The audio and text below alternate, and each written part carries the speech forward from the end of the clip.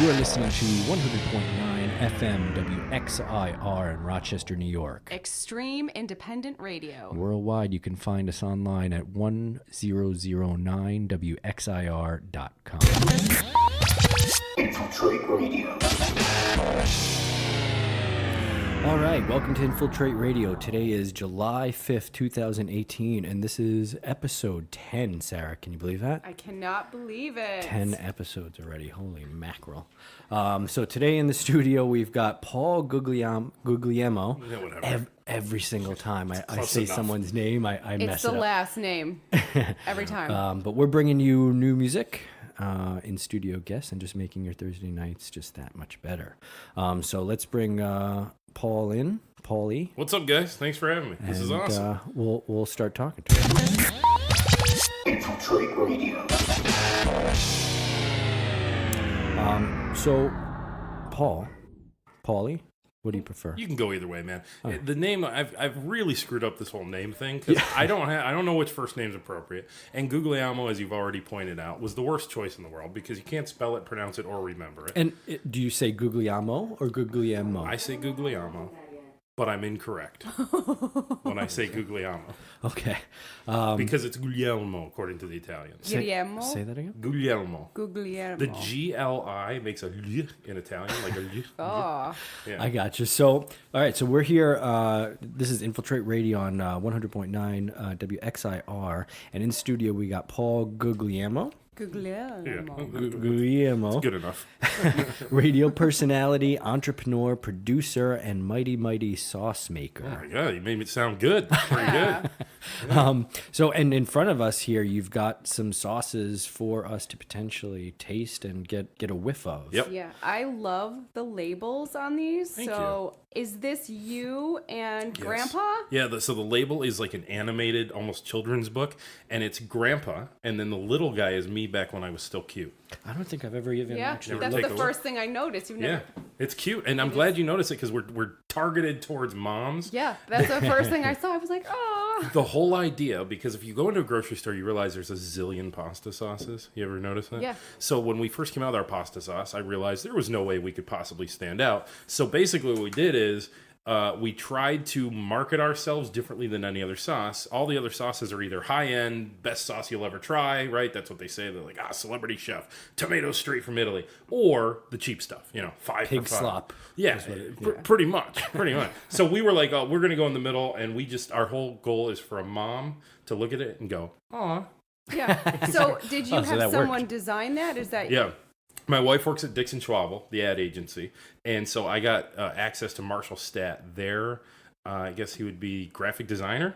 And and I told him that I wanted it to look like a children's book, and I wanted it to be a grandpa and a grandson picking tomatoes, and so that was what we ended up with, was something pretty close to that. We're sitting on a giant tomato, but Yeah, and I I am didn't even that, notice that. I You am that actually- mom that completely fell into the label because that's literally the first thing that I saw. it's perfect. It worked. Makes I me didn't feel even good. notice It that worked. The fact that you guys were both sitting on the tomato Yeah. We're sitting. itself. Yep. Yeah. So being that Grandpa's on the label, how did they? I'm guessing he had something maybe to do with the sauce. Is that- Yeah. So I'm an Italian kid, grew up going to my grandpa's every Sunday for sauce.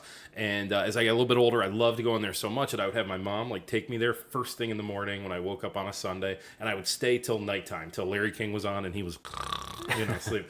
And I loved it. And so basically what happened was I became his assistant in the morning. I would run out to the garden and pick basil and pick parsley and stuff for him. And so I sort of learned the menu, or I learned the recipe, I should say. And then, years went by, and at the time, it was obviously never going to be a business. I was a kid. But then as I got older, I actually grew up in Northeast Ohio. I moved here about 11 years ago, and when I moved here, I wanted to do something for him because I missed, I was a little homesick. And so I did it as a hobby. So they stayed in. Everyone Ohio. else is still in Ohio, yeah. He's passed now, but the rest of my family's there. Anyway, I wanted to do something for him, wanted to kind of carry on the whole Sauce Sunday thing, and I did this and got lucky with it. It was never something that I thought we'd spend more than an hour or two on Saturdays, and now it's almost a second full-time job. So I don't think there's a lot of luck when it comes to entrepreneur. I don't. I think entrepreneurism. I'm There's sorta- something. You're doing something right. Well, I'm with you, man. I mean, I don't want to say there's no luck because That's true. But there definitely is one of those things where it's like you create your luck, if that makes any sense. You know, I mean, you kind of, you bust and bust and bust, and then eventually something falls in place, and it might feel like luck in the moment, but then you look and you're like, well, no, actually this led to that, which led to that, which led to that, which all these things that kind of led up to what you're doing. So was there an old recipe card that was given to you, or this is just all from memory that you're... No, he was still alive when I actually turned it into a business. So it was mostly from memory, but when you actually do this, you have to have the recipe down, because an Italian cooks like, you know, just a little bit of this, a little bit of that. Yeah. So when he was still alive, and I actually went to make this a commercial product, I went to his house on Sunday mornings, like 4 different times, with a little scale and a notepad to write it down so I could get it exactly right. And like a true Italian, every Sunday it was just a tiny bit different. Like I remember on the 3rd Sunday, he whipped out yellow bell peppers, and I was like, what? Where did those come from? And he's like, I don't know. You just had it in the fridge, needed to get rid of it, right? Yeah, that was sort of the art of what he was doing. Was there was just always whatever he had. I grew up. I had a Italian, so I'm half Italian, half French. So my mom's side is Italian, and my grandmother used to cook, but my great grandmother was still alive when I was younger too, so she was in her like 90s, and she was old, like didn't speak English, spoke only Italian. So she would make raviolis by hand, you know, just like on the table, a bunch of flour and all that stuff. So the sauce on Sundays is something I remember quite a bit from my grandmother's side of the family. And I'll top you on the Italian thing. Go ahead, you ready, Paul? Yeah, you ready for this? So my great uncles were also Franciscan monks. Okay. Oh, goodness. And so they would also come over on Sunday, and before we would have the sauce and the pasta and dinner, they would say mass at the table. So we'd have a full mass. That's in Latin. So because they do the mass in Latin, Bro, would do the mass in Latin. They would do the what is it called, the Eucharist and all that stuff there at the table and all that. Long, and then how long did that go on for? All day? All day Sunday. All But day. we would have. The good thing is we wouldn't have to go to church that day. Dude. Because we would be doing it at the table. But you would at my grandmother's house. Small kids would just be sitting at the table like. Oh yeah, we had no idea really what. Oh my goodness, that's fantastic. I've never heard anything like that. Yeah, it's pretty. It's unique. It's pretty Italian. Is that here in Rochester? No. So my grandparents lived in Sunnyside in Queens. Okay. So they had a house there, and in their backyard too, they used to have in Queens. If anyone's been to Queens, obviously it's not the most suburban. There's not a lot of farms, but she had chickens in her backyard. She had grapevines growing on the walls back there. But it was like this little queen's backyard. You know what I mean, with like tomatoes growing and stuff like that. So the sauces, you have more than one. Yeah. So I came out with the grandpa's recipe one, and then and again at that time, I seriously didn't think it was going to become a thing. I thought it was just going to be a thing I dabbled in once in a while. But what happened was it started to become a thing. We started to be in 2 stores, then 7 stores, then 17 stores. Then before I knew it, we were in like 50 stores, and people kept asking, "Well, do you have any other flavors?" And then I started to realize that it didn't look quite as legit without several flavors. I just looked like a kid with sauce. And I kind of started asking people, well, what would you want? And, I started doing just guerrilla research, man. We'd like a vodka sauce. Oh, how about a spicy version, And I like vodka sauce. Yeah, so we did a blush sauce, and I'm sorry I didn't bring any today, but I'm terrible. Right. But we did a blush sauce. We did a spicy sauce. We did a meat, wine, and cheese sauce. And then I started doing seasonal sauces. I just ripped the idea off from the brewery industry of doing seasonal versions of things. And then we did a pizza sauce, and I mean, then it was like, now it's a whole line of sauces. Huh. Yeah. So the original recipe, which one is that? Is that the homegrown marinara? That's actually the Italian sausage okay. version of the marinara, because of course meat in sauce, that's a big thing on Sunday sauce. My wife said you need to do a vegetarian version of that, which is what's in the yellow jar that I'm holding up for you right now. It's a good move. And I thought that it was the worst move in the world, because I said, who eats sauce that doesn't have meat in it? Right. My wife says, trust me, it's our #1 seller. She was right. Yeah, she was right. So we've got Paulie G. I'm going to call you something different every time I say it here on 100.9 WXIR. And we're talking about sauces amongst other things. So you have the vegetarian one, and then there's a third tomato sauce, right? What's the third one? Well, actually, it's two of the same thing. What I have in front of you here is a couple Oh, different I Italian gotcha. sauce. What I do is I travel around with a trunk full of sauce and whatever I happen to have on me, because I'm constantly in and out of places, and I'm always bringing people sauce as a welcome, or as a thank you gift, or whatever. And it was whatever I happen to have on me. So I'm sorry, this is what I happen to have on me. Oh, that's okay. No, I'm willing to try any food, free food or alcohol. Just feel free to shove it in my mouth there. And then you got 3 other Oh yeah, sauces hanging out there, and I do Look want to like Yep. barbecue sauce. Indeed, they are barbecue sauce. So maybe we'll get into those in a second. Sure. I'd like to try them, but before we do that, I had an incident once when I was transporting cider. And for those people that don't know, I own a cider bar on University. So I was transporting some cider that was homemade in a jug with like a little rubber stopper on it. And I came to a harsh stop at a stoplight once. And in my brand new leased car, the bottle tipped over and spilled the entire gallon onto the floor mats of my passenger side floor mat. So have you had an incident similar to this with sauce yet? And did I just Absolutely. jinx you on your way home? I Okay. absolutely have. All right, so you've already... First of all, I've broken a lot of sauce, just dropping a jar here and there, or dropped a case. But my absolute best story is I get an order for a dozen cases to North Chilai, a little grocery store called Food Town. Okay. I get out there and I grab the invoice and I open up my trunk and I am going through all the cases that he ordered, and I'm at like 11, and I'm doing the math and I'm like, I missed a case, like I forgot a case. And now I got to go all the way home and get it.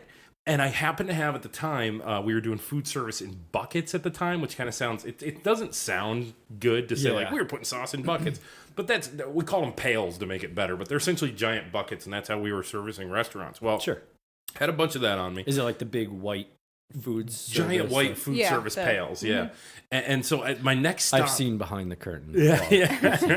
I know. So I had a bunch of those because I had another stop at a restaurant to deliver some sauce on me, but I was a case short for this delivery to Food Town, and I'm all just ticked off at myself. And so I take my trunk and I slam it hard. Like I have a little temper tantrum in the parking lot. Sure. I'm just like, I can't believe that. I slam my trunk and I get in my car because now I got to drive all the way back and get sauce, and it's in Brighton where we keep the sauce, and it's just right. So I get in my car and I basically peel out of the parking lot, and the next thing I just hear loud bang, bang, bang, and I look behind me, and I did not shut the trunk, and one of those pails of sauce in a couple of cases went into Buffalo Road. Oh, no. And spilled everywhere.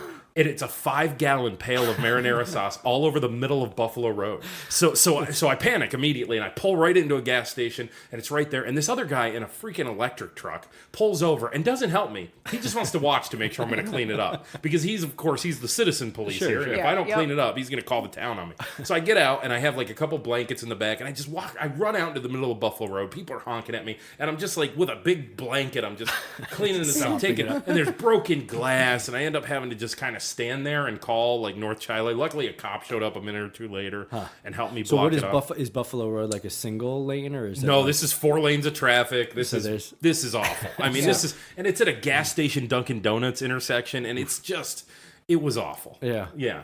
Oh man. People are standing there honking their horns and stuff. Yeah. Sauce. I've left like stuff on the top of my car, like a coffee or whatever, and had that go flying off mid range. But I have never left the trunk open and had stuff fly out. Yeah, and then I told the story the next day on the air, on the radio, and and a couple people, call in to say, I thought someone hit a deer. I didn't know what was happening. So there was just sauce everywhere, like some sort of terrible scene. It was red, and it was in the middle of the summer, and the one thing I remember about it is that it smelled delicious. Like I remember just being like, it actually smells really good as I'm cleaning it up. Yeah. So the I want to say the same from the cider incident, but the first day it smelled great. No. If I had gotten pulled over, it probably would have been a terrible. It smells like alcohol in here. What do you got? What do you got in here? And a big jug of alcohol just empty on the passenger seat. But a few days later, it was pretty bad. Was that the car that you ended up turning in to get a new one?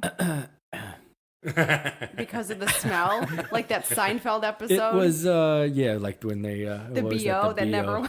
never left. Yes, so I no longer have that car, so you can feel free if you need a ride. Paulie. I'll give you a ride. Okay, good. It's not going to stink. That's all If right. if it does stink, then it's just me, unfortunately. But so let's try. Can we try some of the tomato sauces? Sure, absolutely. Here you go. Yeah, let's do it. Here's, So again, for anyone just tuning in here, we have Paulie G in studio. put that there. And you're tuned into WXIR 100.9 in Rochester. What is it? WXIR? Yeah, WXIR. Nice. So extreme independent radio. And I'm spilling sauce all over. It's all right. We'll clean it up. There you go. Try a little bit of that. I hope it's good. Now I have tried your sauce in the past. That's the sausage one, right? Yep. That's got sausage. Yeah, That is delicious. it is. So that tastes like what my grandmother Right. would make. Could I tell you why? It's a food nerd moment, but I think I can tell you why. Because that sauce is all ingredients that are grown in this climate, which would have been similar to the Queen's climate, you know, and similar to Northeast Ohio. At some point during the year, everything in there, right? It's onion, garlic, Roma tomato, basil leaves, parsley leaves, red bell pepper, green bell pepper in there. Unlike, you know, when you think of sauce, you think Italy and you think Italian. But, you know, an Italian sauce would probably be a lot more plain. It would just use San Marzano Just tomatoes. yeah. But the idea is an Italian sauce would use a San Marzano tomato. And a San Marzano tomato is a great tomato. It's fantastic, but it has to be grown in that volcanic ash of the San Marzano region of Italy to be a legit, authentic San Marzano tomato. A Roma tomato is indigenous to this area. And so that's why it's an American sauce. So that's a question I was going to ask because I am a food nerd as well, Paul. yeah. Right? So the tomatoes, when I make sauce at home, typically I'll actually get the canned tomatoes versus using any kind of fresh. And anyone that's made sauce knows if you're using just fresh tomatoes, like from a supermarket, they're not necessarily the best. You can't get a really good tomato. They're often It's hydroponic, difficult. which is why. So the actual canned ones typically are better because a lot of them are actually grown in Italy. So you're getting tomatoes that were grown in season in Italy and then packaged, you know, specifically for sauce making. You gotta be careful and look for it because there are, you know, if you're gonna get like a San Marzano, for example, there are San Marzano style tomatoes out there, which isn't the same thing. There's also a lot of hydroponically grown tomatoes out there, which are not quite the same either. So like my tomatoes are all grown outdoors. Now I do wish I used New York State tomatoes. Unfortunately, I don't. And I think that's tough though too because the only grow climate 2 months here a year. is Yeah. I mean you get summer tomatoes and that's pretty much it. And you need to make sauce all year round. The only other way I could have went is I could have called Hydrogrow in Albion, but there's hydroponic tomatoes, and to me it's just not the same. And I consulted a lot of chefs because I don't know what I'm talking about. You know, I was just like, is this true? And a lot of chefs agreed. They said, look, a hydroponic tomato is not the same. You need a soil-grown, sun-fed, rain-fed tomato in order to get a really great taste. So funny as we have like more food people in here too. Like we had the guy from Pepper Nuts, Tom Falbo, and a few weeks ago we were talking about the terroir of the chilies and where they're grown, and you get certain notes and stuff from that, just like you would from wine or cider or beer or whatever. And same goes for just about anything that's grown, like the tomatoes. You could taste the soil where they're grown. It makes a and big and difference. probably the hydroponics you don't get any soil, so it's almost like watery. Maybe there's less flavor to it. You nailed it. It's more watery and there's less flavor to it. It's exactly right. When It's you use good. Your sauce is very. I do remember calling the Hydrogrow in Albion when I first started to maybe, you know, ask them about tomatoes. And I remember saying, I'm starting a sauce business. I need a lot of tomatoes. And the woman's like, okay, how many truckloads do you need? And I went, I need about 3 bushels. Yeah. And I remember her going, try the grocery store. Excellent. So I know you, before we move on to the next sauce there, I know you said that you went from recipe to starting to make a sauce, but it's not that simple to just say, all right, now I'm selling sauce. There was some in between parts there. Yeah. For those people out there that maybe have a great sauce that their grandpa made or their grandmother made or their mom makes or whatever, and they're looking to get a product, or maybe they make cookies or something. Yeah. What do you think was the biggest hurdle, like moving from just amateur making it in your house to? Well, the biggest hurdle was getting something called a scheduled process, which is just a fancy way of saying the word recipe. It just basically means it's a government-approved recipe. And the good news is we're really close to a process authority, which is the Cornell Food Venture Center. It's affiliated with Cornell University, and it's in Geneva, New York. Yeah. It's a branch of Cornell, which is awesome. because I was able to drive there and go into their lab and actually learn about things. And so I had to learn a couple things about food safety, really is what it came down to. And those are two things: the acidity of the tomato of the sauce, what's in the jar. I learned that my pH value, which I did not pay attention in chemistry, so that's acidity. The pH value has to be below a 4.2. And then I also learned that my Specifically for tomato sauce, or is that just I because? think that's for any jarred item. I think you have to acidify to that point because it's an inverse scale. So, like the lower, the higher. Can you see my eyes glazing over? Yeah, it's bad, isn't it? Isn't it awful? I know. No, but I get you because there's so much of that you have to do when you're making a product, right?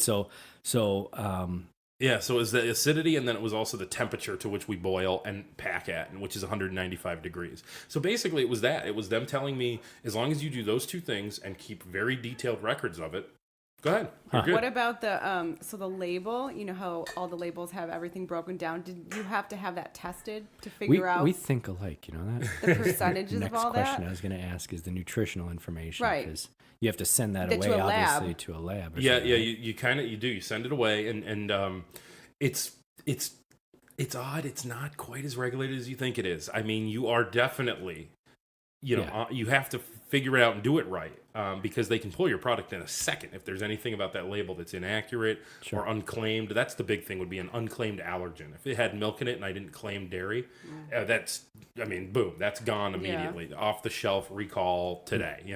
But you're sort of on your own to figure it out. There's people who specialize in it. There's lawyers, there's nutritionists that you can send things to who can specialize in it. But there's no government guy that comes by and looks at it and goes, stamp of approval, good. Right. That never happens, actually, believe it or not. Yeah. So even the caloric, so when you were looking at the calories, you weren't standing there with a blowtorch burning it to see how many calories were in each teaspoon of.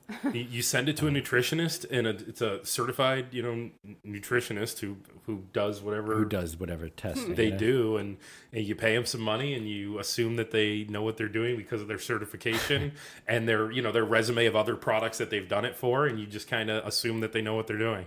Yeah. That's interesting. So, all right. So we've got Paulie G on the air here at 100.9 WXIR, and we're about to taste some of his delicious sauce. And this is the second one we can move into if you want. Yeah. So that's the vegetarian. Yeah. So this is not. I'm a terrible salesman because this is not actually.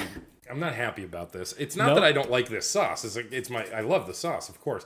It's that this is just incredibly similar to the other one. It's just a vegetarian version of the first one. So it's not very different. Still at all. really good. So is there oregano in there or no? Yes, there is oregano. Very controversial ingredient. Old Italian women hate that I use oregano. It is. I Because love oregano, that flavor, especially though. dried oregano, it's for pizza. For pizza, That's what it yes. Exactly. That's what the old I know, Sarah. and you know what my grandpa told me when I told him that? He said, you know what? I don't know what to tell you. It grows in the garden, so we throw it in there. That's what he said. Whatever tastes good, I think, is really what You cannot argue with Grandpa. That's true. It's true. So that Whatever was Grandpa says. that was the vegetarian, and then you said you have a vodka sauce, right? Yeah, so we do a blush sauce, which is like a marinara Alfredo combo. The secret ingredient there is cream cheese, which gives it a thicker and creamier and cheesier texture than a vodka sauce. That kind of like, I don't even know what color to call it. Like a fluffiness or like a white? Like you mean the like color, a right? pink? Yeah, Rosa is actually Italian for pink, so that's why we call it that. Our fourth flavor was something that we call spicy chunky veggie, which that might be That something would I be. like. yeah, that explains the whole thing. It's Red pepper flakes in there. There Is that are what's- that's all we use because I didn't want to go nuts. I didn't want to do a pepper nuts ghost pepper sauce. Yeah. There's a place for that. Don't get me wrong, of course, but I wanted to keep my stuff very mainstream.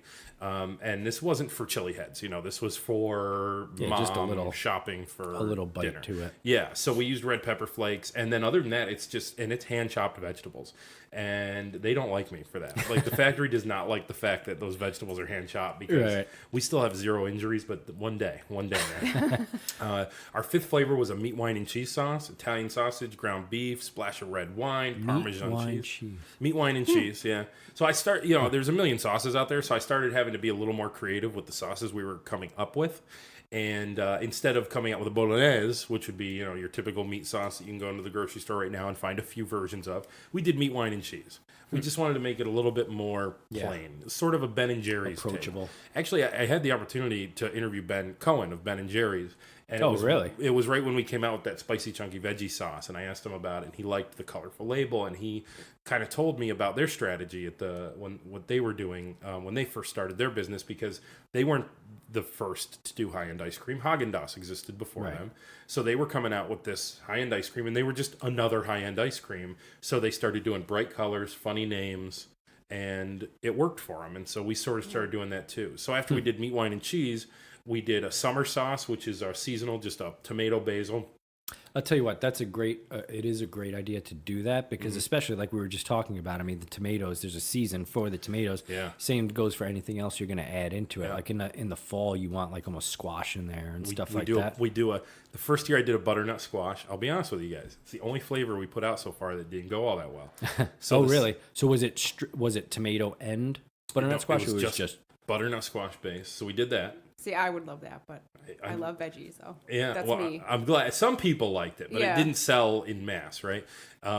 So the second year we did pumpkin sauce. I succumbed. I did you? succumbed to the pumpkin, and I got to be honest with you, make fun of it all you want, but it Yeah. flew. It Yeah. went well. It does. Yeah. I don't know why people. I think it's because of the pumpkin spice latte thing. Is that why people really hate it? It's so become much? very basic, right? It's become like a Yeah. very like basic But thing. it's- It is a delicious, good though. flavor, though. It's just admit you love it. Yeah, like if you just roast. I remember like roasting pumpkin seeds when I was a kid. So Yes. is that basic, Sarah? No, there's Am I a basic guy? No, pumpkin seeds is not the same as a pumpkin latte. But there's also there's pumpkin cider. There's pumpkin cider. everything. There's pumpkin. And you know what, everything. man? People love it. Do it. And last year we didn't come out with it till after Labor Day. I had lunch with Dom from Dunkin' Donuts. Geez, I'm dropping a lot of names, aren't I? Do you find that name? If you see that name rolling on the floor over there, I had lunch with Dom from Dunkin' Donuts, and I told him, in a couple weeks we have our pumpkin sauce coming out, and it was mid-August. And he goes, dude, so I'm going to give you a couple $1,000s worth of Dunkin' Donuts research right now. Pumpkin comes out mid to early August. And it is. It does. Really? Oh, yeah. August. The very first breath of cool air that you get, which usually in August we'll get 1 or 2 days that feel a little fallish. The very first breath of cool air you get in August, people immediately, it's like they just go, pumpkin? Where's pumpkin? All the seasons they start early, though. Yeah. That's the way they do it. You see So- Christmas stuff out in Halloween, Yeah, it's- August 31st Yeah, for July. Halloween. Yep. It's gonna start July. Yeah. July 15th. Christmas music on our all music station on Sunny 102.3, November 1st. Yeah. Oh wow. Yeah. Yeah, I think we're going to be listening to Christmas music starting in April next year.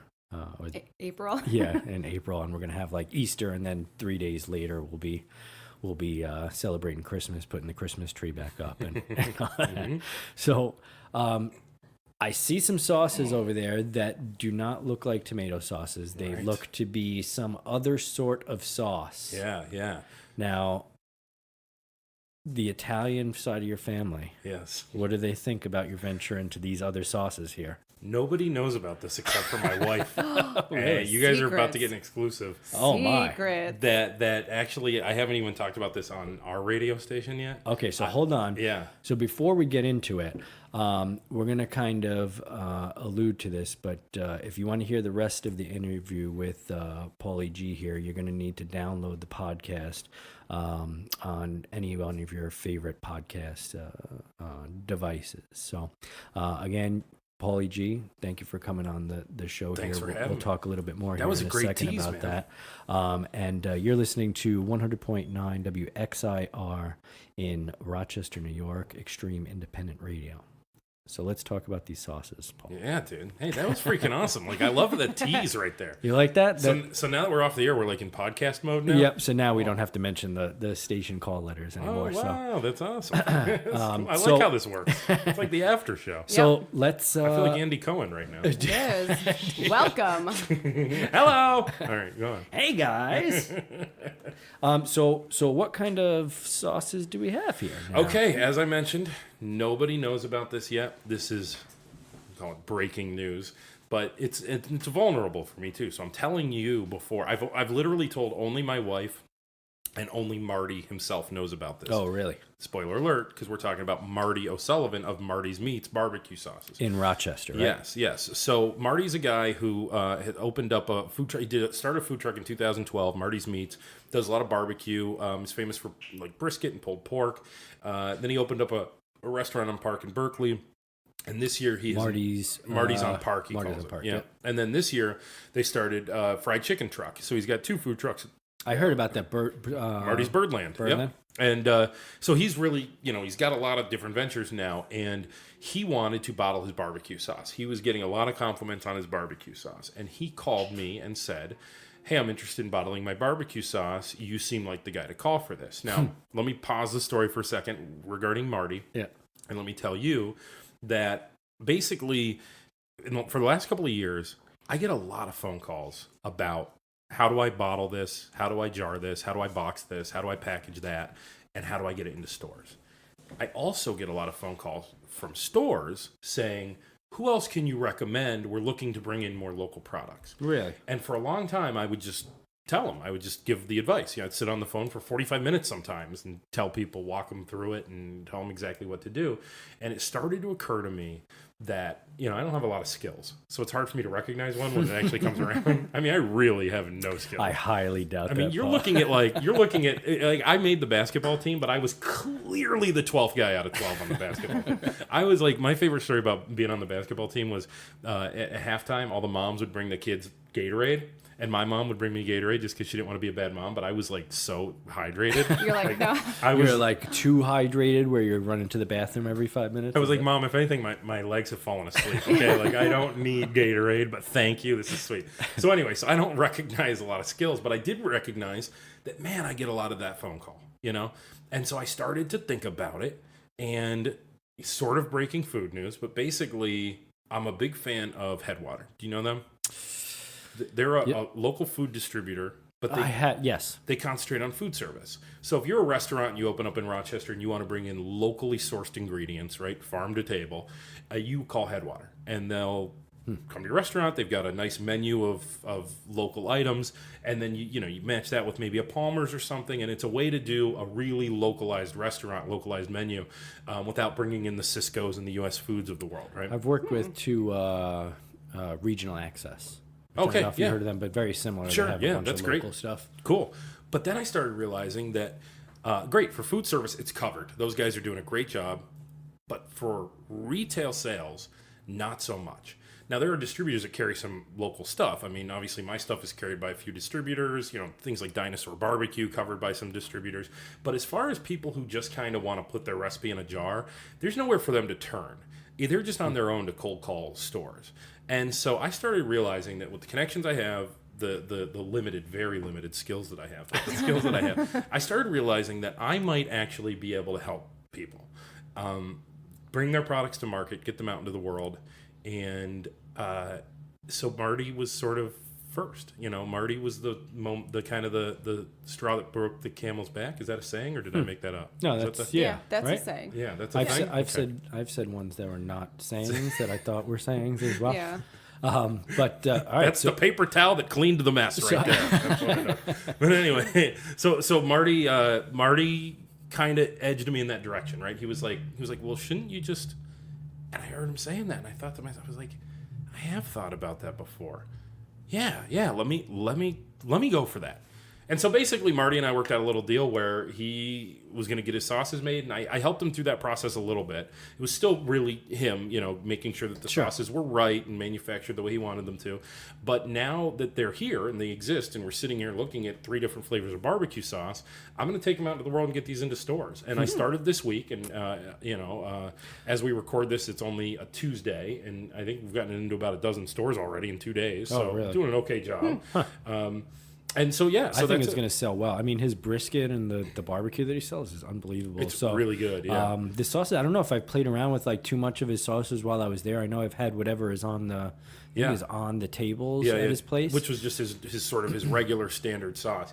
So, but just to wrap that part up, basically the idea would be for me to go around to brands that I respect in Rochester and try to sort of urge them into, hey, maybe you should package that. And then when you do, let me represent. Let me take it out into the world. I think that's a great idea because I've actually had that similar thought about some of the stuff that we do there. And maybe we should talk after this about maybe that too, if that's what you're getting into. But I find it interesting because it's almost like taking the role of like a record label to musicians, right? Like musicians may not have necessarily the business end of it or a specific aspect of how to get into like music publishing, let's say, or Sure. whatever. They're just artists. So you go and you find a publisher that knows all the details about how to go about getting into TV and film and radio and all that stuff, and advertising, and then they take your music that you've created and shop it, and they take a percentage of it and so forth. But it's great that you could potentially be that for, basically you're like a music publisher but for food.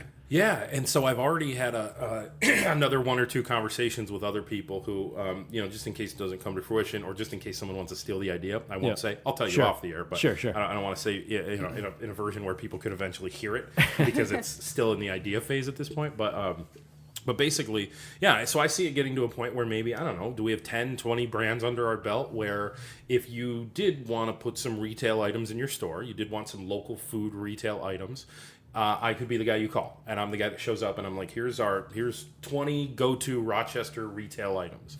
So I'm trying, but this idea is literally brand new. So It is a very good idea. you're the first ones hearing it. Yeah, that's good, and it's difficult to duplicate because one, you have to have kind of a passion for what it is you're doing, and being that you're here and you make a product here in Rochester, you have a unique kind of take on it, and I think you have to have that passion and an understanding of what the entrepreneurs or the people that are making these things go through to make that happen and make it a product. So I think you, of all people, have the ability to probably push it better than some random, sales guy for a bigger food distributor trying to push something locally. Is like, you could get this, or you could get this thing that's, super cheap. Right. These sales that you guys could always get away push with. Low price, low cost, Yeah. and this wouldn't be that way. This would be specialty items, higher end items, and I don't know. I don't know if it'll ever go anywhere. But we're dipping our toe in the water, and I'm telling people about it. And I'm only going to do it with stuff I know and like and trust and think that there's a good brand there. Because the entrepreneur still has to bring something to the table. They can't just be like, well, my aunt used to make sauerkraut, and I'll be like, done. Yep. Here's your $1 zillion. I'll do all the rest of the work. No, they still have to have some skin in the game. They still gotta go through the process of getting it made, and so Marty did that. And so what we have here is 3 different barbecue sauces. I'll just kind of tell you a little bit about them. The Carolina sauce, excuse me. Yeah, I did open all the jars. That's right. That's right. The Carolina sauce is a Western Carolina sauce, Western Carolina style. Barbecue is very regionalized, if you don't know. And so this is like a tomatoey vinegary sauce. Then you've got the Eastern Carolina sauce, which is more like if you went to Charleston, South Carolina, this is what they would put on your ribs. It's a mustardy sauce, a yellow barbecue sauce. And then here we have something called hot and smoky, which is more of a Kansas City style. This is a little bit more of what a normal person would consider to be a barbecue sauce. Yeah, when you taste this, you're going to be like, oh, that's just a really good barbecue sauce. When you taste these two, you're going to think, oh, those are interesting takes on a barbecue sauce. Can you pass over maybe Sure. we'll do a you taste the Carolina there, Sarah, Wait, and I'll one? taste the Okay. I'll taste this guy. Yep. I hope you like And it. this is how I usually eat barbecue sauce, by the way. I I did it spoon this it out morning. directly into my mouth. Ooh, that's nice. That would definitely go good on some like ribs or pre-smoke even. Yeah. Like if you're gonna smoke something. That's a cool mustard style. Now, what you have is a vinegar tomato sauce. Yeah, I can taste it. It's good though. Yeah, Really it's an good. interesting take on a barbecue sauce, right? Why don't you guys trade here? Yeah. Trade This, around. this one you'll like too. This has got a lot of mustard to it. There's Sarah. a little kick to that one. That one too. From the mustard. And when after you guys do that, we'll pass around the Ooh, that's really nice too. other one. It's pretty good, right? That would go good on brisket. I'm assuming Yes. this might be what I've had on That's brisket potentially definitely at his brisket place. one. This is really good too. Well, here, ladies first. Here's the third one. This is and I think, and tell me if you agree or disagree, but I think this is a little bit more of a traditional barbecue sauce in that it's Kansas City style. It's a sweet, sweet and smoky. Yep, that's really good though. It is. Yeah, a little bit more of what you kind of expect from a barbecue sauce, right? They're all yeah. they're all really good Yeah, though. they are. These are going to get eaten Yeah. in the next. We're just Yeah. gonna drink these. We've already had our saliva in it, so now you have to leave them here. So they're all You yours. do have extras Double of these, dip. right? Somewhere. The only problem with opening up all these jars now is that you guys have all these open jars, right? You got to go through all this in the next few days. It won't be a problem. All Yeah, right, we'll have good. to You make got a whole lot of pasta. So, Yeah. well, And that Marty's, by the way, is brand new. So I you guys think get a nice little scoop yeah, I on it. think these are going to be super successful. All three of them, as a matter of so. fact. Yeah, So, they're really, really good. so kind of taking a right turn here as we're on a podcast. Now we can kind of We can do that. be a little free range, Yeah. as it were. So I want to talk a little bit about the move. I don't even know if it was a move, but how did you originally, because we're doing kind of a podcast here, we're doing a radio show. How did you originally get into radio? Was it something you did like out of school, or was it something you just kind of fell into? Like, what was the... Sort of fell into it. I went to college at John Carroll University on the east side of Cleveland, and the first couple years I was there, I had been an exchange student to Italy when I was young, so I thought I was going to be international business, maybe a translator. Turns out I went and learned the one language that nobody speaks unless you're in Italy. I couldn't learn Spanish. Why couldn't I learn Spanish? That everyone's... Anyway, I went to school thinking that, and I remember every day we'd walk by the cafeteria. On the way to the cafeteria, we'd walk by the college radio station, and they were always playing some music that I just thought was like lame, right? And one day in the dorms, on the hallway, there was this flyer that said, "Want to be a radio DJ? Play your own music." And I remember my dad used to call the radio and give me like a bunch of notes to talk about the Cleveland Indians or something on the sports talk radio station. And I was like, "Oh, I could do radio. Let me do this." So I went to the class. I took the class. I went on the radio and I just started playing all hip hop music, like just straight hip hop, just rap music Right. on this WJCU Jesuit Catholic radio station, and I started enjoying it, and I started really getting a kick out of how it sounded. I liked the sonic. I liked that. I liked the sound. I liked, the imaging. I liked, like Yeah. WJC into like the beat, and then blending into the beat of a song into like a like sound effect. And I really got a kick out of all that stuff. And So I call that the sizzle. What do you? Because it's called imaging. That's the industry term. It's Okay. imaging. Yeah. yeah, I know nothing about yeah, like yeah. radio. I'm just kind of starting in Hey, man. this stuff. Yeah. So I got a kick out of all that, and I started making it. And I wasn't a communications major, though. And at the end of the year, they had an awards banquet. And this is going to be really, really douchey. That's right. Okay. At the awards banquet, they give away 3 big awards: best production, best host, and best show. I won 2 of the 3 awards. oh, really? Wow. I didn't even go to the banquet because I just thought it wasn't for me. Wow. Because I was in my own little kind of world. I just would go in for 3 hours a week, but where I got really lucky is by playing rap music. I didn't have any access to radio edits, so I had to cut out all the curse words. So I had to go in and learn how to use a program called Adobe Audition. Yep. And I had to go in and learn how to use that and edit out curse words. And by doing that, I learned the software really, really well. And when it finally came time, then when I graduated from college, which I'm skipping a couple steps here, but that skill got me hired. The fact that I knew how to use that program, because it meant that I could make commercials. And they needed production, because everyone goes into radio wanting to be on the air. But everyone wants to be on the air. What other skills do you have? What else can you do for us? And the fact that I could produce commercials because I knew that program, because I had to edit out so many swear words, Yeah. that was what ended up getting me hired, was that I had this secondary skill. But basically, the second year, then I started taking it a little bit more seriously. I was still a psychology major, though, and thought that I was going to go to graduate school. And I remember at the end of my senior year, my counselor kind of knew how much I loved radio, and he says, I said, "What graduate schools can I apply to?" And he goes, "You really like radio, right?" I was like, yeah, but which graduate schools? And he's like, "I think maybe you need to go apply to some radio stations." So I Right. applied to 100 radio stations. That is a great teacher. Yeah, just I steering can't- you in the direction of your passion. Yeah, like because Yeah. there's so many. Oh, continue on, go to graduate school. Right. You can study use that as a backup communications, plan. Yeah. so on and so forth. And, but, and he gave me the right answer, which was, look, radio's not going to pay you a lot, especially at first.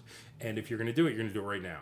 Because he was right. Because I got hired for $7 an hour at the age of 22. Right. And by the way, I'm here to tell you, if you work hard, you can. I am now up to $750. I just want you guys to know, That if you work is- hard, that is you big can- money, Sarah. It's It big. is. I It's think we big. might be retiring early here from this. I think so.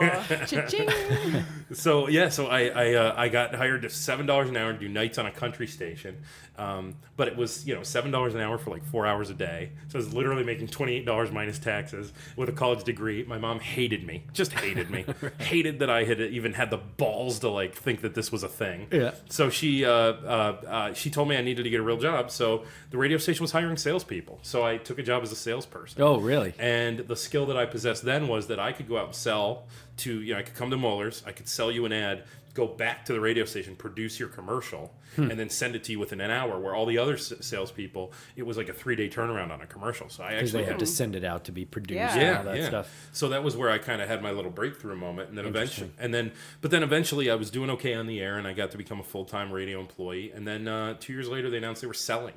This was in Ashtabula, Ohio. We had this big conference call. It was Clear Channel Radio at the time. That seems to be like radio stations go in and out all the time. so quickly. Yep. I hear that often. Yeah. They announced Or get bought out or whatever. bought But radio stations are always on the air. I think that the Yeah. mentality of like, okay, so that gets sold, but there's going to be something else that pops up in its place or just moves towns, right? Well, new companies coming in, right? And so they announced that this is it. And by the way, I'm sorry because I can tell you're very bored right now, and I keep looking at your. No, I'm not bored. No, she's just had some drinks. If you need to nod off, go ahead. I'm sorry. I feel bad telling. Like I'm just sitting here. Like let me tell you guys everything about me. No, I'm interested. I'm interested in it because that's kind of what we're doing here. I mean, honestly, I told Sarah, I'm like, I can't believe you go along for these crazy things that I do. I just made a radio show, made a podcast, and now every week we've got someone in our some living stranger. room, right? No, it's fine. I just recording stuff. I literally I chugged that, and then I could just feel it like going over my brain. I was like, ah. So all right, so they got bought out, and then They do this big announcement saying that there will be some RIFs, they call it in radio. That's a reduction in force. There will be some layoffs, and the new company reduction will come in force. I Reduction gotcha. in force. They call it a RIF. That's their. Remember that term. I've heard that so many times. Yeah. I've never put that together. Yeah, reduction in force. So they tell us that. And I work in a corporate environment, and I don't know that kind of turn out.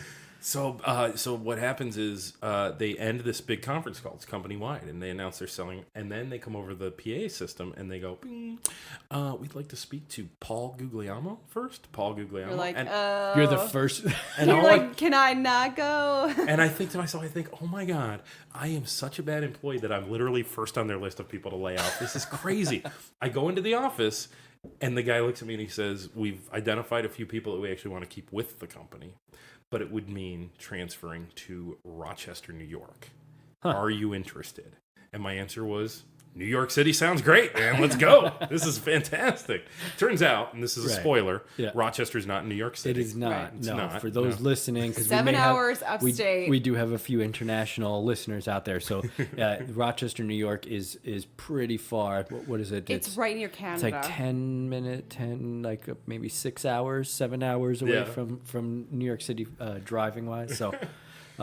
So you just said yes. I just said yes. No idea where Rochester was. Turned out actually for the better, because being from Northeast Ohio, I'm actually relatively close to home right now. I'm not close, but I'm a few hours away from where my parents live. It's like a 3-hour drive. Yeah, it's not bad at all, exactly, which is actually pretty pleasant. So anyway, I end up here in 2007, and I immediately I thought I was going to be here about a year and then try to skip to a bigger market, because at this time things are going well for me. I keep getting promoted, it's going okay, and I think, well, no problem. I'll do a year in Rochester, New York, whatever that is, and then I'll move to a big city. And then about 6 months into being here, I started to think that this city was actually pretty hip. And I started to see things happen. And I started to think, like, man, this city supports artists. This city supports each other. Entrepreneurs are supported here. Even back in 2007, people were interested in local, supporting local things. And I came from a very commercial area, Cleveland, Ohio, the east side suburbs. It was very Applebee's and Olive Garden, if you get what I'm trying to say, and here it wasn't quite as like that. It's funny too, because coming from outside, like I grew up in Queens, right? Yeah. And Sarah, you grew up here, so like you kind of have been here your entire life. So sometimes you have kind of blinders to where you grew up to, with regards to like how it is. But now coming back after living in New York City for a while, because you were down there, like, do you see more of that than you did before you moved away? Well, I've lived in Philadelphia, and I lived in Fort Lauderdale too. So when I came back as an adult, it's a lot different than growing up where I had no transportation. I couldn't see any of the things that are out there. Yeah, so it's completely different to yeah, me that's now. true. Yeah, because plus, how old were you when you actually left Rochester? You were 17. 17. So, Yeah. yeah, I mean, you were just starting to get out into the Yeah. world and stuff like that. So, but me growing up in New York City too, like coming here, it's a whole different. So you want to talk about no one ever giving you any support, especially if you're a musician. No one gives a crap. Oh, if you're, man, New if York you're would on be stage. tough, yeah. Oh, it's tough. People throw stuff at you Yeah. and stuff like.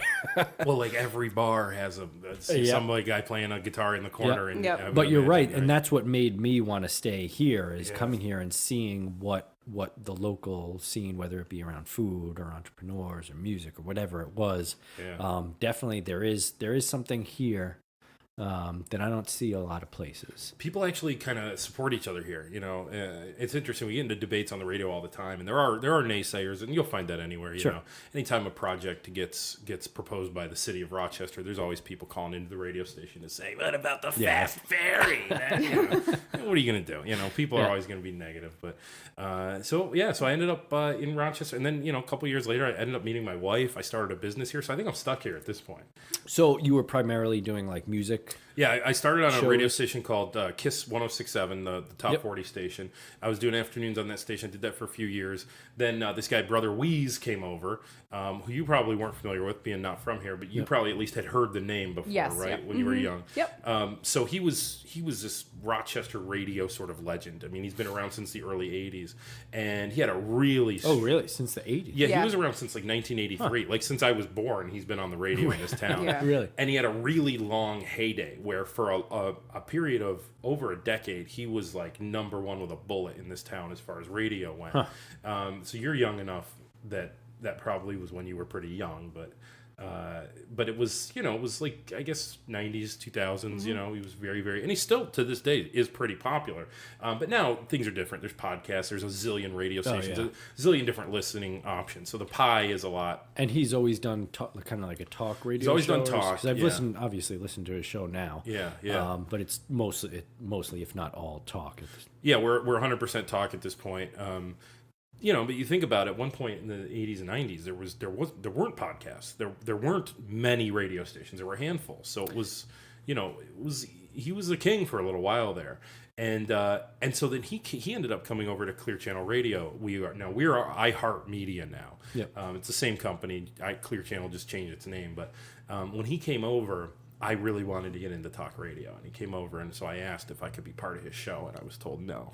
And then I said, could I just be the backup co-host? And they said no. No. I said, can I be the backup producer? And they said, no, you don't have experience. And so finally I said, okay, can I be the backup phone screener? And they finally said, okay, if the phone screener needs a day off, you can come in and answer the phones, right? So it turns out that the girl who was screening phones at the time had a newborn. She ended up missing like 6 weeks of work in the first 6 months. And Wheeze is the kind of guy who the radio is very free form. He's going to turn, if you're sitting at a mic, he's going to turn to you and talk to you.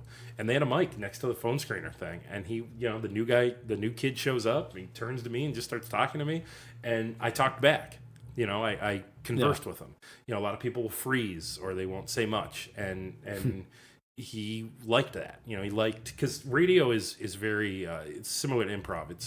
It's yes and. Yeah. Yes and. Yes and. So anything that you say to someone, you're supposed to take it, add to it, and throw it back into the conversation. You're not supposed to just take something and go like, no. Right. That doesn't work, right? You can just be like, no. Yeah, you can't just the you answer can't to just my question. no. Like it's all, you just gotta think of it as like Yeah, tennis. yeah. Like anything you throw at me, I'm supposed to throw back into the middle. That's sort of how we think of it. How So, many years have you been in radio now? So I guess professionally now 13. 13. Unprofessionally, if you count radio, if you count college, it's been 15. Oh wow. Yeah. So I was just going to ask that, but that might have been your tip too, of like not just answering and following up with something that adds to the conversation or whatever. But like, Yep. would you have a recommendation for someone? Because I'm sure there's people that are maybe listening, maybe that even listen to our show. We have a few hundred people listening. Like, is there something that if they were thinking about starting a podcast or a radio show that would be like, listen, when you're doing this is something I learned from all the screw ups that I've done over the years. Yeah. Because I'm sure, I mean, in me in particular, I got to learn how to pronounce people's names. Yeah. Which Yeah. every single show now I've screwed up. But Believe it or not, I think that's less important because it leads to real moments. I would say authenticity. Be yourself. be serious. Don't be a radio announcer. You know what I mean? Don't get into the mic and decide that you're going to perform. You know, don't do that. That's bad, I would say. The old Casey Kasem. Yeah, like don't do that. You know, like radio, we call it puking. That's called puking when you talk like this. You know, like don't do that. So authenticity, and then the thing we just talked about. Just think of it as any time the conversation's on you, it's like hot potato, right? You get it, and you got to add to it and throw it back in, throw it to the next person. Think of it that way. One other thing. So we talked about this a little bit beforehand too. I mean, what kind of impact? Because you've been in it now. You said almost 15 years. Yeah. And podcasting is this weird situation too, where it can be complementary to a radio show where you can put stuff into a podcast, like kind of like what we're doing. We'll interrupt the show. We have some music on our live radio show, and then we have just the interviews out on the podcast. But there are podcasts that are just podcasts, no radio portion of it. And back in, I don't know, 20 years ago, I'd say, maybe even further back, podcasts were there, but it was like, yeah, but there's kids in their basement doing podcasts. Like it was called online listening. Yeah, it was kind of brushed off as not really being a thing.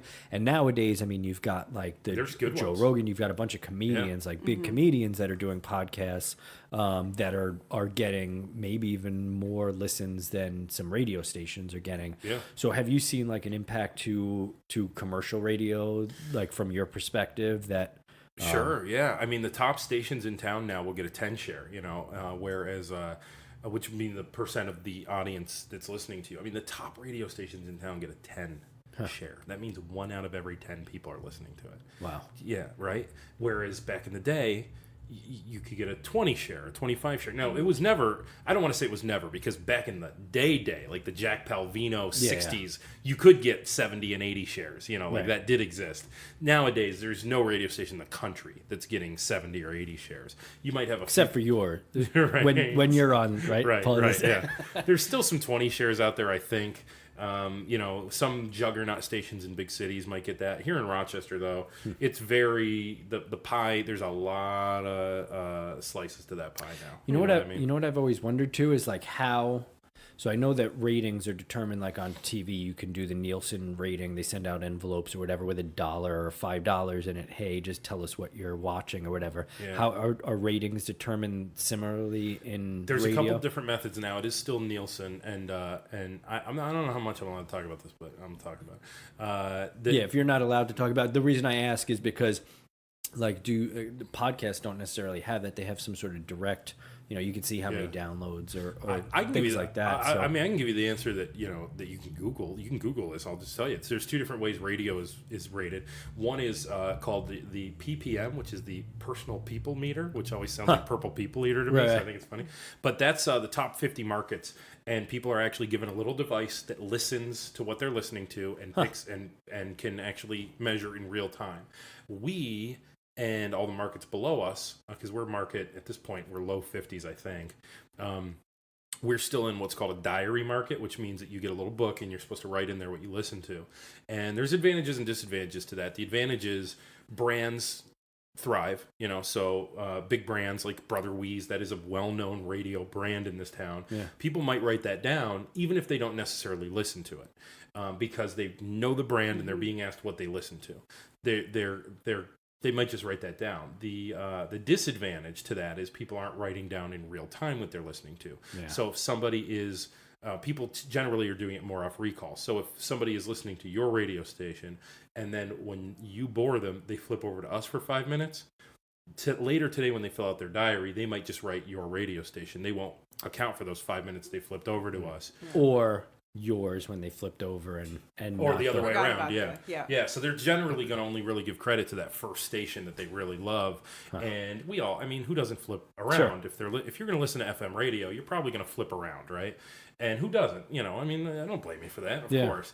And are you really going to remember every station that you stopped on for a second during that time? So it's not incredibly accurate. You know what I mean? Do you have a feeling on, because I know there's a lot of talk radio personalities, because I listen to a lot of radio and podcasts and things like that. They have pretty strong feelings about like, okay, the traditional, and I ask this because you're on a talk radio show, like the days of like a just pure music show where it's just a disc jockey. Here's what you need to listen to. I mean, one, you hear the same songs a lot of times over and over and over again. So it's being dictated maybe by a station manager or a, you know. There's we can dive into that if you want. I mean, there's level. reasons for that. I mean, it's crazy, but you know, they used to call it the jukebox test. You would say, you know, okay, you think we play the same thing over and over? Go into a bar and listen to what they're playing on the jukebox, because it's Sweet Home Alabama, and it's, you know, and it's all those same songs that you're like, really? So when you hear it on the radio over and over, you're like, really? And if you want to talk top 40, you're playing the same song almost every hour and 5 minutes on top 40. So repetitive. It's repetitive, but it's because they found out a long, long time ago that familiarity is far more important than anything else. Oh, sure. It makes you comfortable. You feel okay with it. So if you know the song, you're more willing or likely to stay Or there. it irritates you because every place you go in, it's like the song is always on. Well, there's something to that too, because even pop music makers or people that make music, there is the musician, right? Yeah. Who will play, you know, Frank Zappa.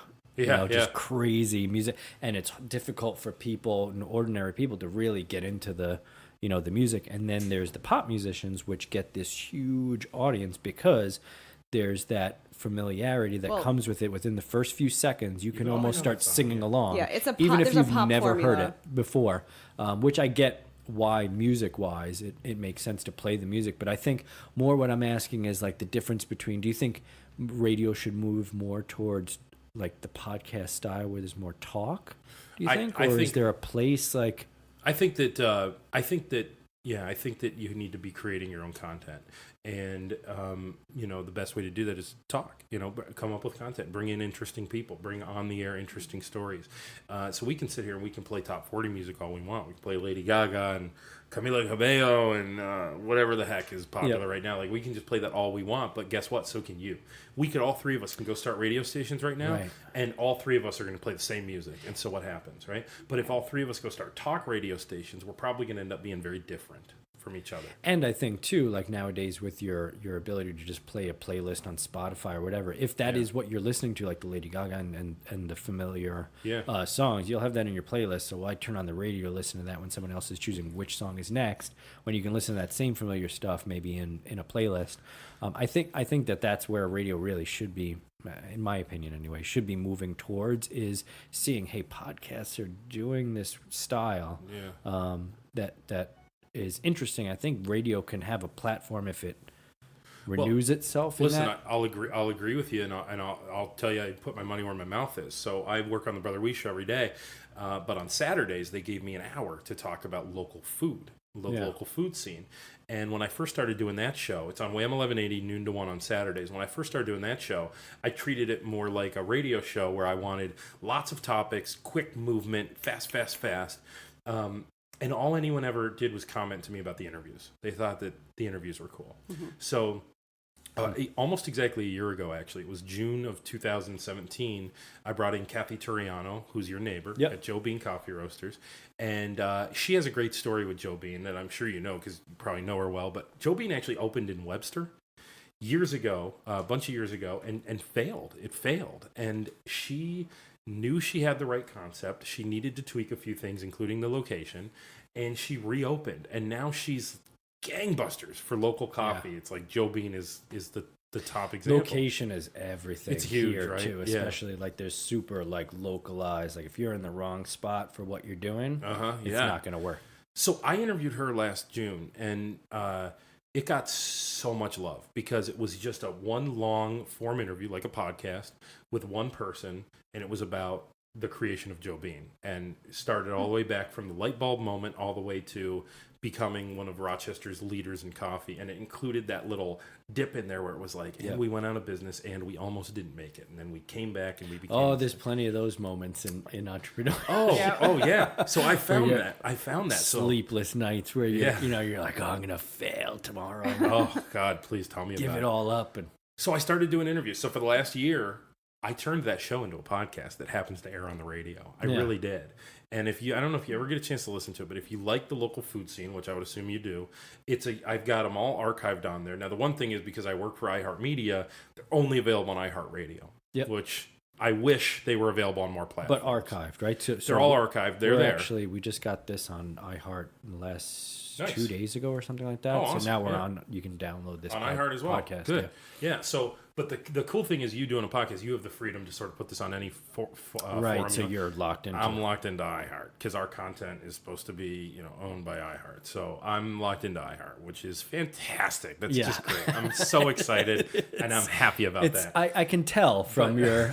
But I listen. tone. Of course, I'm happy to be on iHeart in all seriousness. But I do wish it was on other platforms because I get a lot of people who listen on the podcast app or who listen on iTunes or who listen on Spreaker, or they listen on all the different podcast. Boy, I'm really bored. If she just poured a full glass.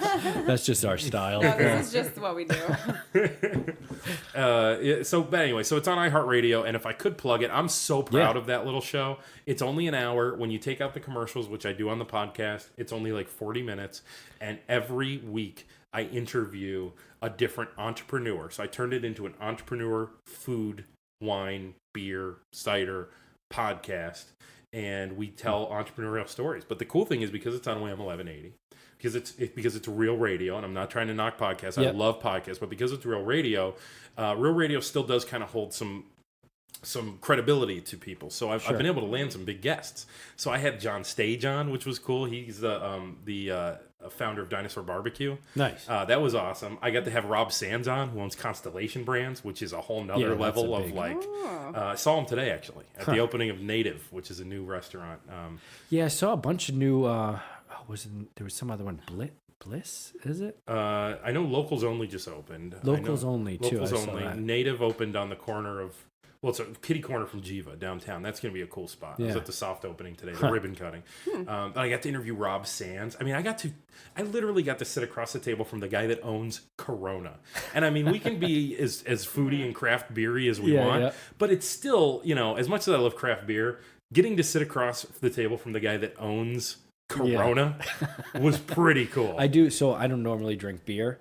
I think Coronas are probably the only beer that I'd really, if I'm going to enjoy On a beer, hot I summer do day. that with like a lime in it or I a would drink lemon that in it, too. right? Yep. Like it's just kind of light. There's actually a South African cider, Savannah, that I kind of call the Corona of cider. Yeah. It's very similar. It's in this little like stout Yeah. bottle. I got to interview Tom Golisano. That's 2 billionaires in a row, by the way. Just back to back. Yeah, I got to do a half hour with Tom Golisano. And can I tell you one cool thing? Because you'll appreciate this as an entrepreneur about Tom Golisano. He came in to do this interview that he had agreed to without really knowing much of what he had agreed to. And it's a food show podcast, or TV show. It's a food show, radio show. What, am I drunk? I don't think I did. It's he didn't quite know exactly. He's not exactly in the food business, but I got it in there by saying, well, he does payroll for a few million restaurants, so that counts, right? He's in the food business. I just really wanted to talk to him because he's a hell of an entrepreneur. And he came in, and the first few things he did is he had his defenses up, and he said, I don't want to talk about the Sabres. Okay. I don't want to talk about Monica Seles. I don't want to talk about goose poop. I don't want to talk about suing. Goose poop? Oh yeah, because That of was his the whole taxes, thing. there was geese on the. His geese are pooping on his lawn, and he's upset about it. So he wasn't paying taxes for Because of the gooses? Yeah. They're everywhere. Because he can't. It's because he can't do something, right? He can't get rid of them. He can't enjoy not his allowed to. property. Can't enjoy his property. because so, the nature is Well, because he's not allowed to do anything to prevent them from coming onto his property. Yeah. So Because of the way that the land is taxed. their He's still paying poop taxes. is really gross though. I mean, it is, and they're it is- nasty. Those geese. Are Yeah, Yeah. it's not a normal poop. No, and so he can't use his property because of the geese, and so he basically refused to pay his property tax. Oh. Basically. But he said, I'm not talking about it. And then at the time, he had sued his decorator for like the decorations on his yacht, and who I had dinner with in Fort Lauderdale, by the way. I got to have dinner with her and her husband and hear With her the side of the terrible story. decorator. Yeah, with it was her side. I believe her, by the way. But anyway, Tom, you're still my boy if you're listening to this. He probably is. But he comes in, he says he doesn't want to talk about any of those things. Like he's ready because he thinks I'm going to do some sort of gotcha thing. And I said, Mr. Golisano, I'm just interested in asking you about the founding of Paychex. And what was cool was he just became Tom. He was like, yeah. He was like, okay. that would be great. Yeah, let's talk about that. Then I started asking him questions. And he was really into it. He loved talking about paychecks. That's still his baby, you know? And it was really cool. He was a really cool interview. John Stage at Dinosaur Barbecue, I know I already mentioned him. Another really cool interview. Because I told you about authenticity. That dude is authentic as it gets. Do you know what his first experience was in a kitchen? What? It was the mess hall in prison. That dude is a ex-con biker. Wow. That seems to be like the majority of kitchen people are like just these rejects from society. And I say that as someone who came from that washing dishes and the other my other background that gets me into being in a kitchen. But those type of people too you meet in there, and they're some of the most interesting people and end up becoming the Martys of the world, the dinosaur they barbecues of the world. Like, working in a kitchen, hating it when you're working there, being the dishwasher or whatever.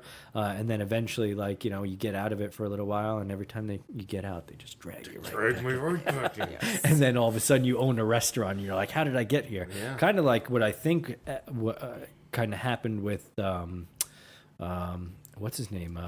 That had the Anthony show on, Bourdain? Yeah, Anthony Bourdain. He grew up, just a troublemaker and was in kitchens his whole life. Like, that's all you meet in kitchens. If you ever worked in a kitchen, like there's just people that are just trouble all over the place. You never met an honor roll student. Or in a kitchen. on their way out of trouble or whatever. But those people end up being some of the most interesting because they just have the experience of life so soon. Yeah. So he told his story on this show, and this last week we interviewed the owner of Prison City.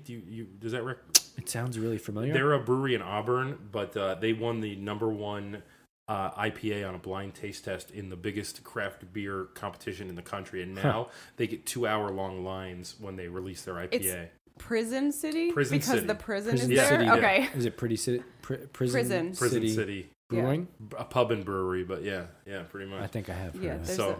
But then I also keep a spot on that show for smaller entrepreneurs too. So we might interview, Rob Sands, but on that same show, there might be a spot for someone who just started their business, And so I usually do, it's a 40-minute show. It's usually 30 minutes with because we can do a call to action here on the podcast. So what is it? What's the website? If you download it, you have to be on the iHeartRadio app, which is the only catch is you have to get that certain app. But if you have the iHeartRadio app, you can type in Food and Wine Show or Wham 1180. Okay. And you end up getting there. Yeah, I'm definitely subscribed to it already. I think you had me on the show, what is this, like a year ago? A while ago, yeah. Almost, or something like that. And I'll tell you the story of how you are now sitting here in my kitchen on our podcast / radio show. Is I had Casey Boker in studio, what was he, the 4th episode, something like that. And I think he was talking to you, and he's like, Paul, you asked why you haven't had him on the show. And so and to be perfectly honest, I thought, well, why would Paul's already on the radio? Like, he doesn't need my little radio show, my podcast. I love it. So I'm really appreciative that you came out. I love this stuff, man. To hang out with us because I do it for a living because I love it. I love doing it.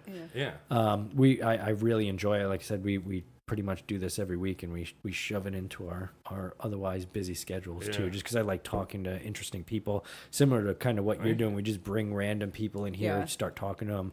All of a sudden, a little bit of alcohol, we end up getting into some pretty deep topics with some people too. Every episode too takes a different road. It's interesting. Last week we had. Last week we ended up talking about Cuba. Spain and Cuba. I mean, we were all over the place. All over. The guest we had was in Cuba, like filming down there, and we got into like the food scene of what it's like in Cuba now. Cool. And it was pretty interesting. I'm gonna listen to you on my way home. I'm gonna listen to your. The podcast will probably be up. It might even go on before. We typically don't advertise it before the radio show goes live, but next Thursday at 8 p.m. the radio show will go live. It'll have a portion of it, and then you can download the podcast after. Nice. All right. Cool. Man, you got other ones though that are up right now? Yeah, this is now our 10th episode. Oh, I'm going to listen to the first 9 then, man. Yeah. Or 8, first or one whatever. was super short because we had a lot of music in it. Yeah. We had a local musician friend of mine that just came on. We did it in studio, so we didn't have the ability to drink there. But we did the one episode and we're like, we're gonna do this just, at home. Plus the equipment, honestly, that they had there, the quality of what I get out of here is just as good, if not better, than what they've got over there. Did they give you all this equipment, or did you No, go this buy is all this? this stuff? is my Look at my that. stuff. I love that. I love that you invested Yeah, in. I mean, I'm a musician anyway, so I'll use it even if we Yeah. don't do the radio show or whatever. But yeah, I mean the Mac I had. Well, yeah, but I mean, you got a little soundboard over there. These mics are decent too, right? Are these okay? Yeah, they're not bad. They're not bad. We use RE20s. I'd like to have the arms. I have one arm downstairs because we had a full 5-piece band in here, so I had to have like the arm over there, kind of getting the rest of the band, and then what's his name? Another radio guy, Woody from 98.9. We had him. Okay, all right, all right. He worked with Frank on the local show. Cool. Local Yeah. music Oh, show. Frank DeBlaze. Yeah. Yeah. Yeah. Sure. Yeah. I know Frank. So we had his band, Woody's band, in here. Cool. But I can get you some RE20s for like $500 a pop. If you Oh, want. really? Oh, yeah. Those are the ones we use. Those are like those are the cylinder. long, They've got the silver. Yeah. I've seen them. What's the benefit is one, it's directional probably, right? So you have to speak right into the to the end of it. Yeah. They're good. They fill out your voice. You know, the radio really does a lot to help us, and then we've got processing on all our mics too. So your voice ends up sounding like full. You get some bass in your voice, you know, like things like that. Well, I've got that naturally. Nice. But man, hey, thank you for coming on. Thank you. Let's give some shout outs to your sauce too. So where can we find this? Is this international or not international, but is it at least like United States, or is it Rochester right now? It's not really fully national yet, but it's regional. So you can find it in like Wegmans and Tops in this area, a few Whole Foods in the Northeast. You can find it in the Stop and Shop chain in like Connecticut, New Jersey, New York City, mom and pops all throughout Western New York, a little bit of Ohio, Pennsylvania. You can go to our website. You can just type in, I was going to say Gugliemo sauce, but you can't spell that. So we'll go with polysauce.com. You can go to polysauce.com. Nice. That was a good choice. Just change it to Well, it's for moments like this where I realize people definitely are not going to be able to go Google that. Pauly, Pauly. Or IE. Either way you go. Oh, really? It'll still take you there. Oh, I bought up a lot of those $7.99 Smart domains. move. Oh, yeah. I bought up all the domains I could that people might accidentally click trying to get to my thing. Excellent. And you can so you can get a list of stores there. Plus, we ship. It's at Amazon, Walmart.com. You can find our sauce on there. Excellent. And then you're on the Brother Wee show. Is that also available through iHeart? Through iHeartRadio, if you type in Brother Wee's show, we take our show, and as you said, we sort of podcast it. It's not technically a podcast because it's a broadcast, but we take what we did on the air and put it up online. We usually put about half the show. So we do a 4-hour show. You can usually get about 2 hours per day up online. Okay. We put the good stuff. So we do about 2 hours of good stuff a day, 2 hours of crap. 2 hours of filler just in there. That's 90% of our show right now. Is just 90% filler, and the rest is kind of good. Hey man, hit in singles. between, the silence in between, right? I'm winking at is the best part of it. But Pauly, thank you again, man. Thanks so I much for really having me. appreciate you coming in. I appreciate having me. We'll have to have you in somewhere down the line when we're on number show. I don't know, Whatever. 75. I'm willing to come anytime you want. want, man. If you got a new sauce or whatever you wanna pimp, we'll be glad to have you. Definitely. So Pauly G, Gugliemo sauce, Pauly.com. Polysauce.com. Pauly Yeah. sauce. Or look up the Wee's Radio or Wee's Show. The Brother Wee Show on Brother Wee Show on iHeartRadio, iHeartRadio. or Food and Wine Show on iHeartRadio too for that other Yep. show. All right. Well, again, thanks, man. And up next, we've got some music. So you are listening to 100.9 FM WXIR in Rochester, New York. Extreme Independent Radio. Worldwide, you can find us online at 1009wxir.com. Infiltrate Radio.